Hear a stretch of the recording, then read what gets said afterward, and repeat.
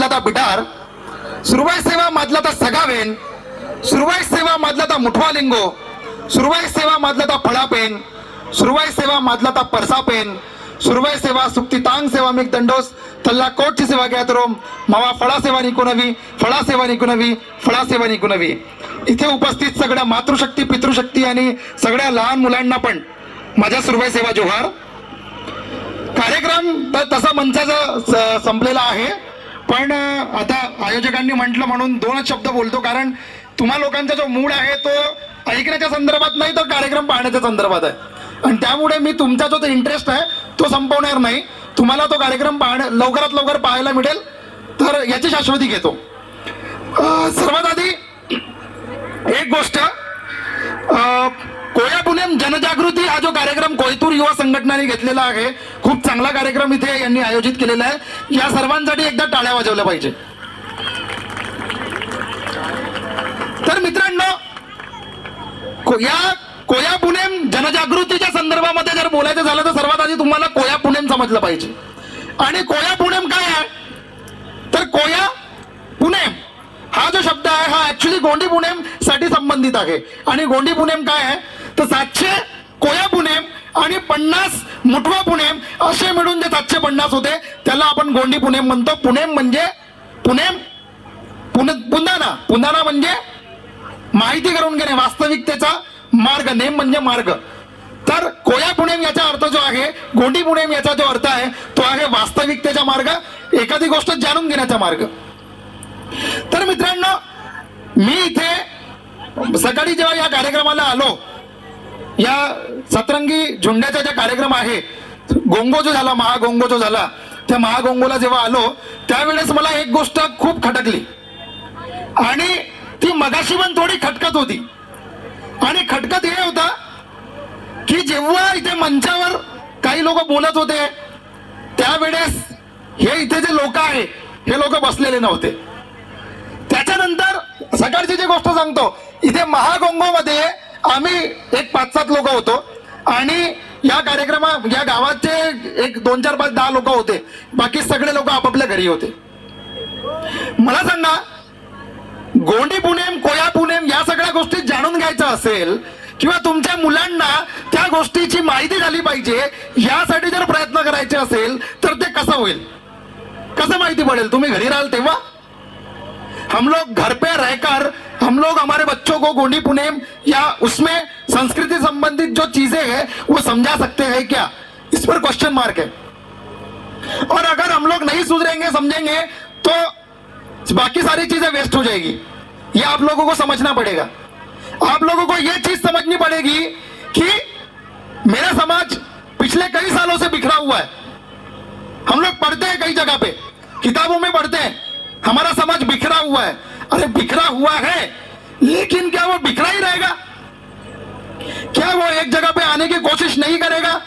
फिर एक जगह पे कैसे आएगा? तो ये जो झुंडा है, सतरंगी झुंडा, इस सतरंगी झुंडे के नीचे आपको इकट्ठा करने की जब कोशिश की जाती है तब हम लोग अपने घरों में बैठे रहते, दुबक कर बैठे रहते. हम लोगों को दिन में भी ठंडी लग रही थी और अभी यहां पर डांस है तो सारी ठंडी भाग गई. ऐसा क्यों? ऐसा क्यों? मतलब हम लोग सिर्फ मनोरंजन के लिए अगर कार्यक्रम अटेंड करते होंगे ना दोस्तों, तो ये बात समझ लो ये गलत है.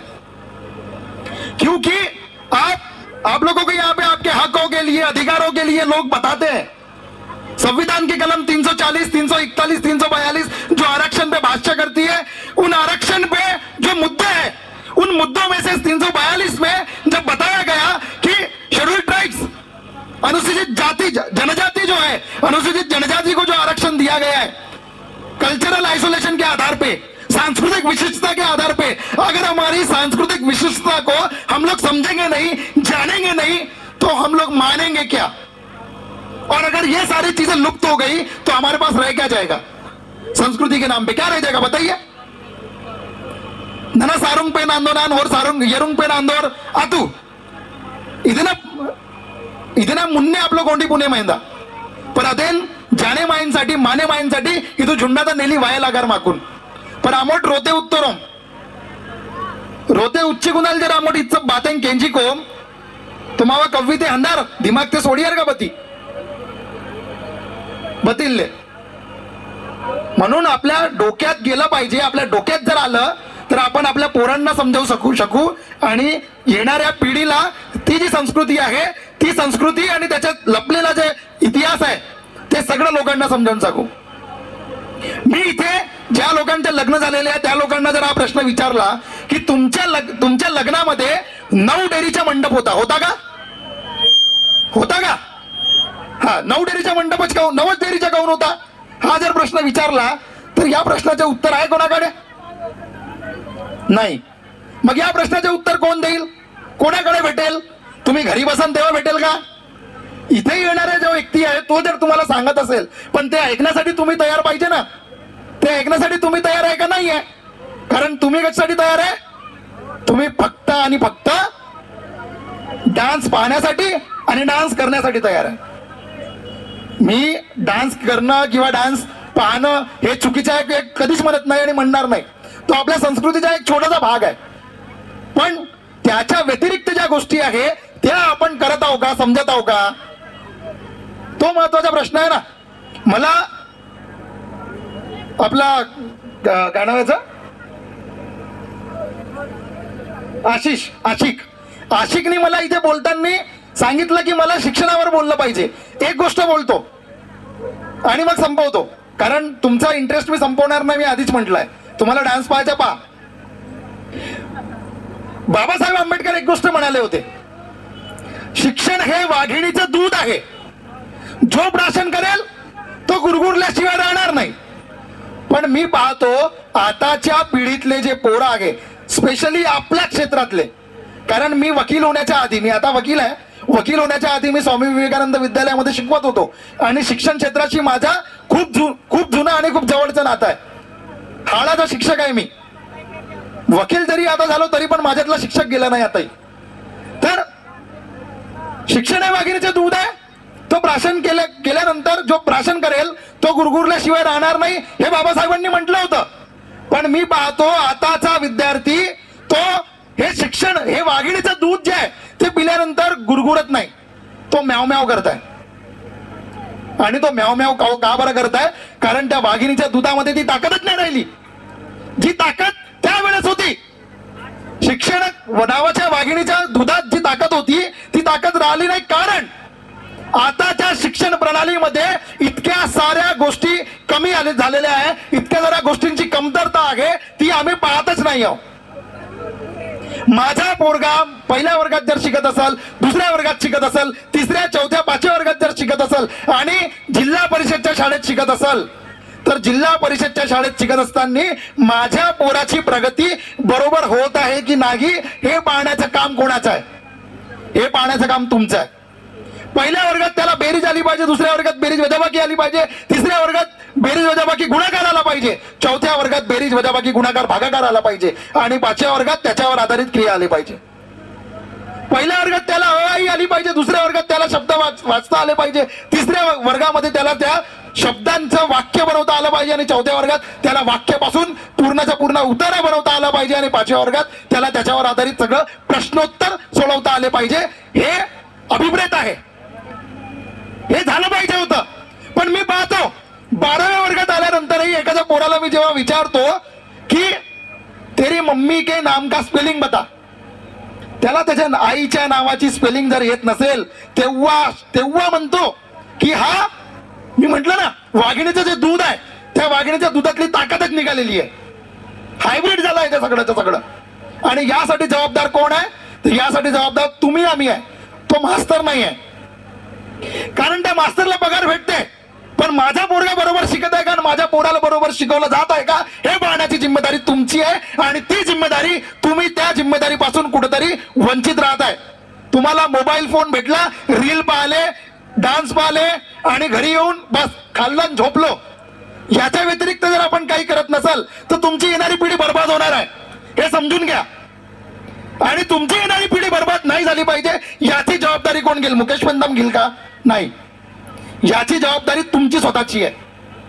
लक्षात घ्या, या तुमच्या क्षेत्रामध्ये वाघ येते, तुमचा जवळचा माणूस आहे त्याचा गळा घोटून तो त्याला जंगलामध्ये घेऊन जाते आणि आपण काहीच करत नाही.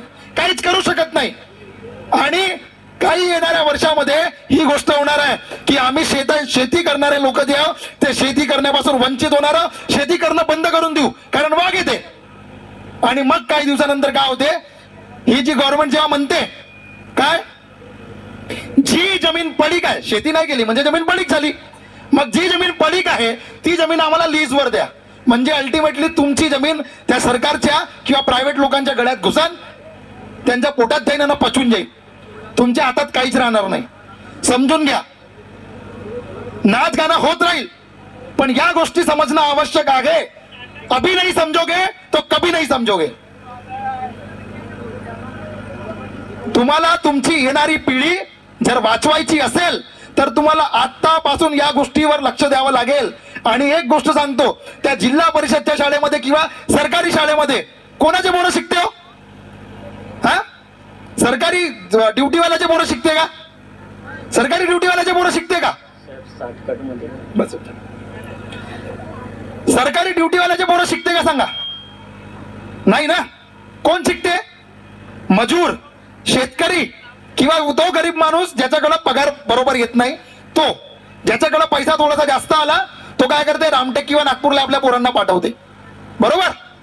आणि त्याचे पोरं बरोबर शिकते, त्याचे पोरं नोकरीवर लागते. नोकरीवर लागल्यानंतर तो माणूस काय करते, नोकरीवर लागल्यानंतर तो माणूस नागपूर नाही तर रामटेक मध्ये आपलं घर बांधते आणि तिथे राहते. जेव्हा राजकारण करायची वेळ येते तेव्हा तुमच्या गावात येते सांगते, ज्याचे पोरं जिल्हा परिषद शाळेत शिकत नाही त्याच्या तो इथं येऊन बोंबलते, जिल्हा परिषद शाळेमध्ये असं झालं पाहिजे तसं झालं पाहिजे. समजून घ्या. आणि हे नाही समजलं तर काहीच समजू शकणार नाही. बरं, खूप बोललो, मला बोलण्याची संधी दिली आशिक, यासाठी खूप खूप धन्यवाद. आणि या कोयतूर युवा संघटनेचं पण धन्यवाद. शेवटी बोलताना मी एक कविता आहे जी स्वतः लिहिलेली आहे, ती प्रत्येक ठिकाणी बोलत असतो, ते बोलतो आणि माझं बोलणं संपवतो. ही कविता क्रांतीवीर बिरसा मुंडा आणि त्यांच्यासारखे जेवढेही शहीद झालेले आमचे क्रांतिकारी आहे, या देशासाठी जेवढे लोक शहीद झाले त्या सर्वांना अनुसरून, त्या सर्वांना समर्पित माझी ही कविता आहे. आणि कविता अशी आहे, उस दिन जो किया था तुमने दोहरा ना पाया आज तक कोई. उस दिन जो किया था तुमने दोहरा न पाया आज तक कोई. तेरी वीर गति को सुनकर, तेरी वीर गति को सुनकर मेरे देश की जनता रोई. तेरी वीर गति को सुनकर मेरे देश की जनता रोई. तेरी वीरता का बखान पल पल ये इतिहास करेगा. तेरी वीरता का बखान पल पल ये इतिहास करेगा. जब जब होगा वीरों का स्मरण, जब जब होगा वीरों का स्मरण तुमको भी वो याद करेगा. जब जब होगा वीरों का स्मरण तुमको भी वो याद करेगा. शब्दों में भी न वर्णित हो ऐसी तेरी वीर गाथा है. शब्दों में भी न वर्णित हो ऐसी तेरी वीर गाथा है. शब्दों में भी न वर्णित हो ऐसी तेरी वीर गाथा है. और तेरी उस वीरता के आगे, तेरी उस वीरता के आगे यह सोडूम शीश झुकाता है. यह सोडूम शीश झुकाता है. यह सोडूम शीश झुकाता है. सुरू आहे सेवा, सुरू आहे गोंडवाना, सुरू आहे गोंडवाना गणराज्य भारत. जय सेवा.